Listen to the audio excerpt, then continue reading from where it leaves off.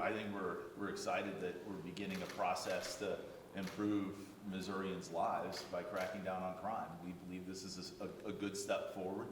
We believe people need to be held accountable for what they're doing.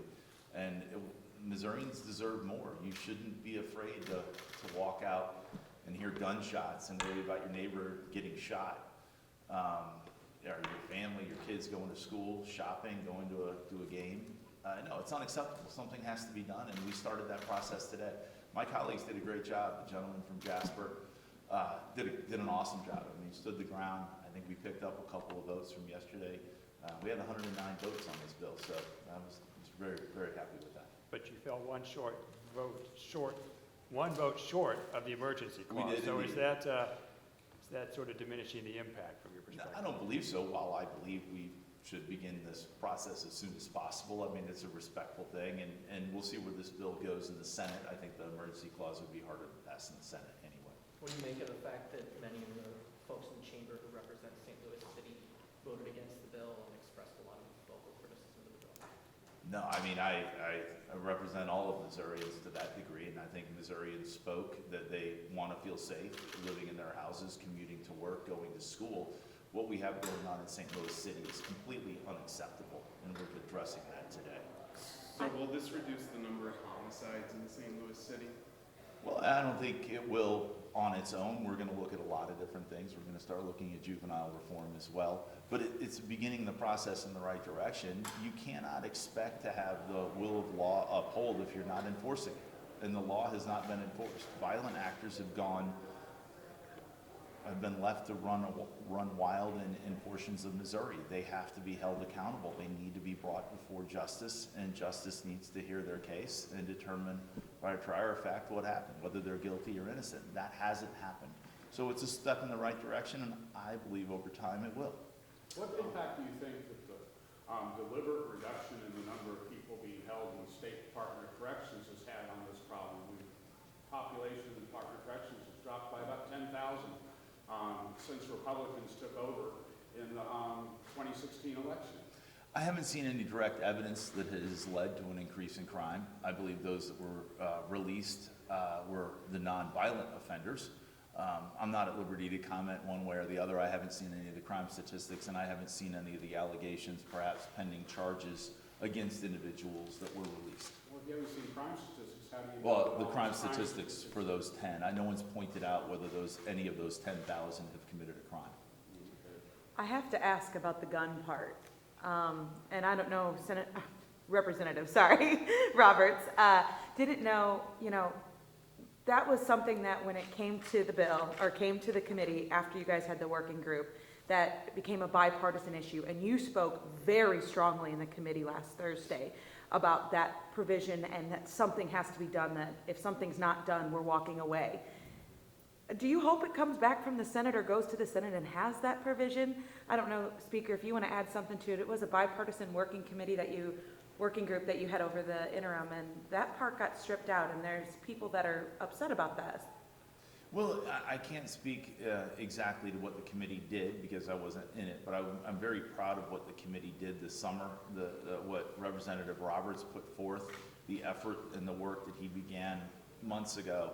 And what the product that they ultimately produced was in fact a bipartisan component, but some of those components weren't in fact conservative components.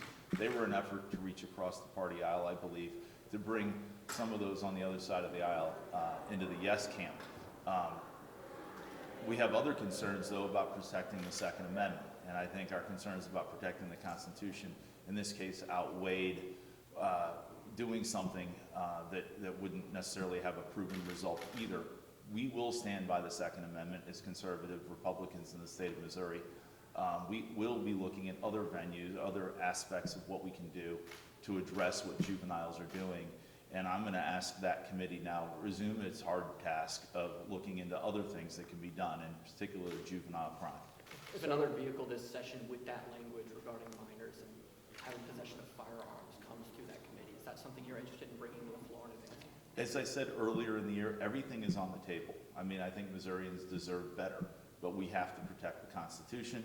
We will certainly do that, and we will look at everything we can to help Missourians, and that's what what Lane Roberts, Representative Roberts' committee has been tasked to do, and they've done a great job. Why haven't you referred the extreme risk protection order legislation to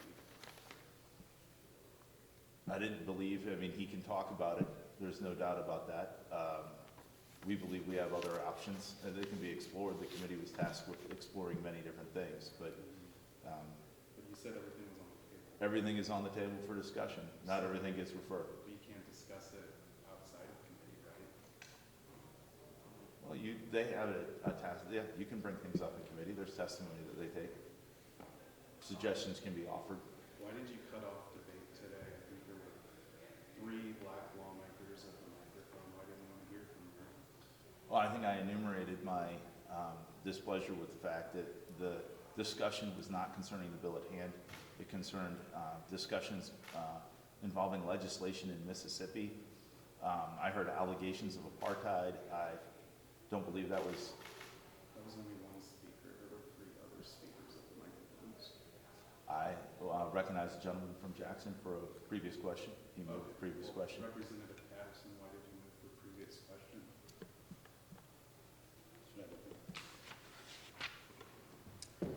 We're committed to making sure that everybody in the chamber gets a chance to speak. We can't have every person talk for as long as they want. We are under time restrictions. Also, I felt today that the conversation was devolving and may have gotten worse. There were allegations being thrown around. And when I sense that things are going downhill and the discussions are not productive, I think it's time to move on, and that's why I chose to end the debate and have the vote. I would also point out that Representative Patterson let the debate go on yesterday for 3+ hours, I believe. I mean, people were given plenty of ample opportunity to discuss the substance of the bill as we're molding the bill and make the bill into a perfection bill.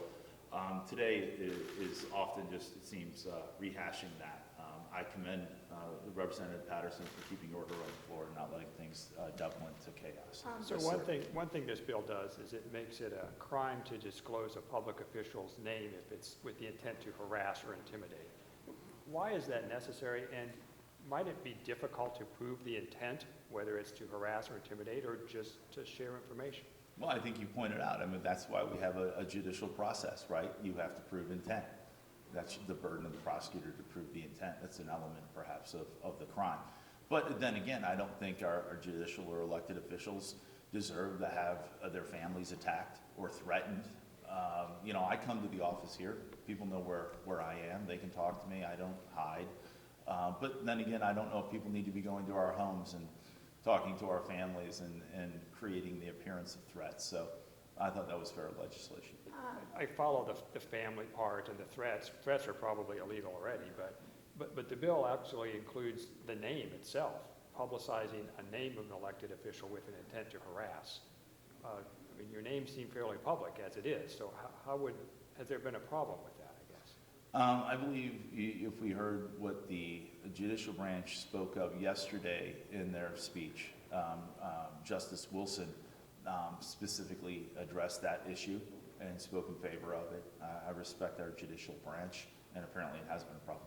So you're thinking of that more along judges than you are yourselves as lawmakers? I think anybody that serves the state of Missouri does not need to be threatened or harassed.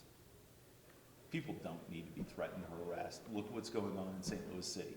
We don't deserve that. The citizens deserve better. This bill spoke strongly in favor of protecting Missourians and holding people accountable for their actions.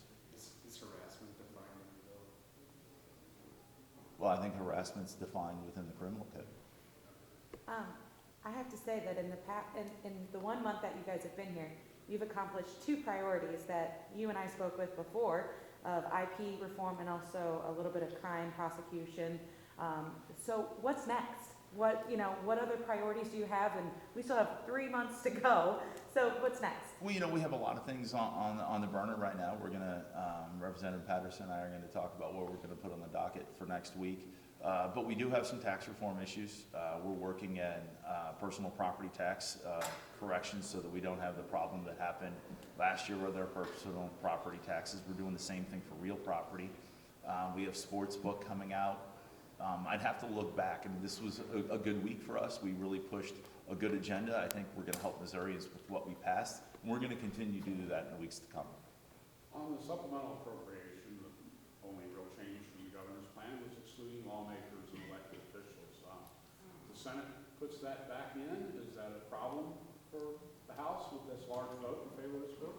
You know, I don't believe I need to be in the business really of increasing the pay. We have a commission that does that. I think we erred inside of allowing the commission to do that. I'm not at liberty to comment what the Senate's gonna do.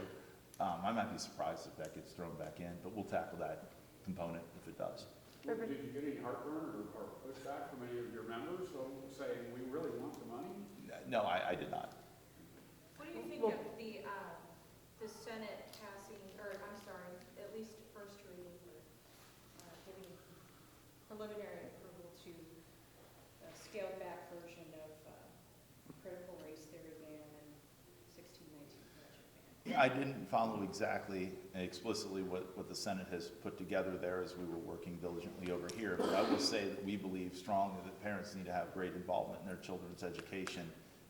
And we're looking at that approach a little bit. That's our approach that we will be working on, and we will be working on transgender sports and protecting women along those lines for education. I was just gonna ask if the supplemental was gonna be up for a vote on Monday. Is that the plan? We'll discuss that, and I will let you know. Okay, thank you.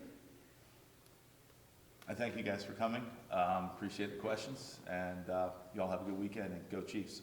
Thank you. Thank you.